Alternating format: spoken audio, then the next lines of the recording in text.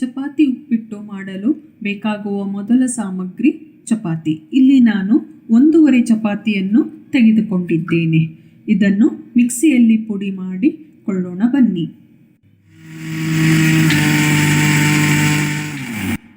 ಚಪಾತಿ ಉಪ್ಪಿಟ್ಟಿಗೆ ಬೇಕಾಗಿರೋ ಉಳಿದ ಸಾಮಗ್ರಿಗಳು: 1 ಟೇಬಲ್ ಸ್ಪೂನ್ ಎಣ್ಣೆ, ಅಲ್ಲ, ಕೊತ್ತಂಬರಿ ಸೊಪ್ಪು, ಕರಿಬೇವು, ಅರ್ಧ ನಿಂಬೆಹಣ್ಣು, ಸಾಸಿವೆ, ಜೀರಿಗೆ, ಒಂದು ಈರುಳ್ಳಿ, ನೀರು, ಇಂಗು, ಪುಡಿ ಮಾಡಿದ ಚಪಾತಿ, 3 ಹಸಿಮೆಣಸಿನಕಾಯಿ.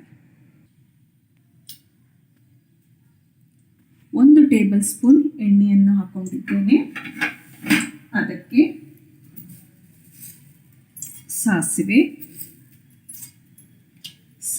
ಚಟಪಟ ಅಂದ ಮೇಲೆ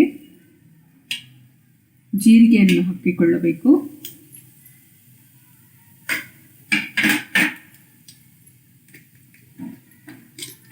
ಇಂಗು,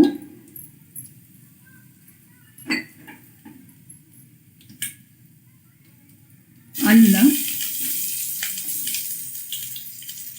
ಕರಿಬೇವು, ಈರುಳ್ಳಿ,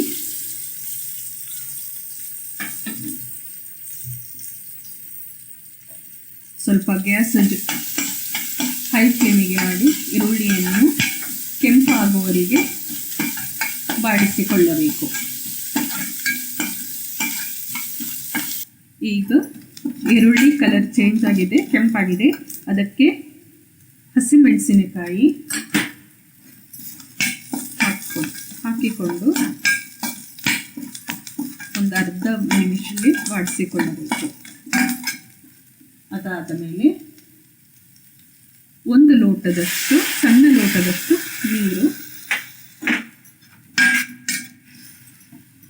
ರುಚಿಗೆ ತಕ್ಕಷ್ಟು ಉಪ್ಪು, ಫ್ಲೇಮ್ ಹೈ ಮಾಡಿ. ನೀರು ಕುದೀತಾ ಇದೆ. ಈಗ ನಿಂಬೆಹಣ್ಣು ರಸ ಹಾಕ್ಕೊಳ್ಬೇಕು. ಆಮೇಲೆ ಪುಡಿ ಮಾಡಿದ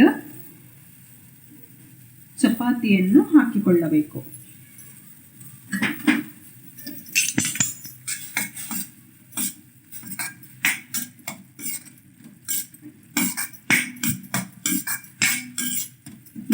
ಎಣ್ಣೆ ಬಿಡುವವರೆಗೆ ಇದನ್ನು ಬಾಡಿಸಿಕೊಳ್ಳಬೇಕು.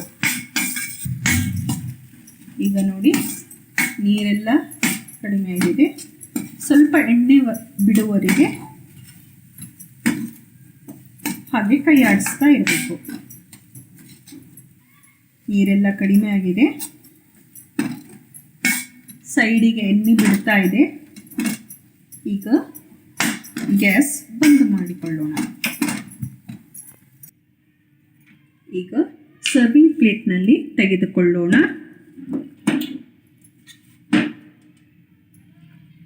ಕೊತ್ತಂಬರಿ ಸೊಪ್ಪಿನಿಂದ ಗಾರ್ನಿಷ್ ಮಾಡಿಕೊಳ್ಳೋಣ. ರುಚಿಯಾದ ಉಳಿದಿರುವ ಚಪಾತಿಯಿಂದ ಮಾಡಿರುವ ಉಪ್ಪಿಟ್ಟು ರೆಡಿ.